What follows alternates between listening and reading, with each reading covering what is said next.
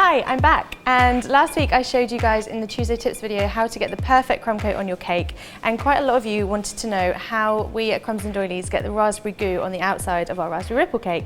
It's super simple, so we thought we'd put an extra little video this week showing you how to do it. First of all, I'm just going to put some nice soft buttercream on my cake just to top coat it. Gemma's done an in-depth masterclass on how to buttercream a cake, so we'll put that in the description box below, and you can have a look at that one once you've finished with this one. Okay, so once you're happy with your top coat, we're ready to add the goo. We call it goo here at Crumbs Doilies. It's kind of jam, I guess, and Gemma has done lots of videos on different types of fruit goos, raspberry, strawberry, blueberry, all sorts, and again we'll put those in the comments box, description box. The box. So the thing you need to make sure is that it's nice and thick. You don't want it too runny because it will go really thin when we apply it. So a nice thick consistency like this one here, and also give it a good sieve. If it's raspberry, you want to get rid of all the seeds because that won't look very nice on your cake.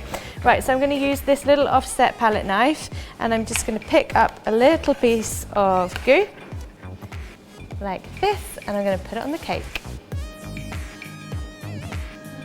So I'm going to start by just applying some little blobs of the goo all around the edges of the cake.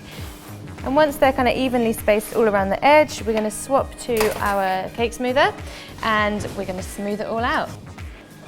So when I'm doing this, I'm only applying the lightest of pressure because I don't want to scrape any of the icing off, and I don't want to scrape the raspberry goo off. I just want to spread it around basically. And once you're happy with your sides, we can put some on the top. So back with the little cranked palette knife and onto the top, and I'm just going to simply spread some on the top. That was really weird.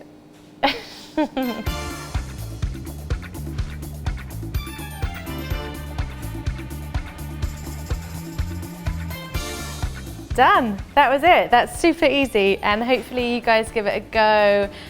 Do it with raspberry, do it with strawberry, whatever goo you like.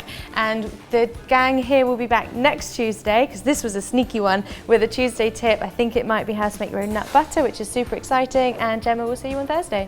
See ya!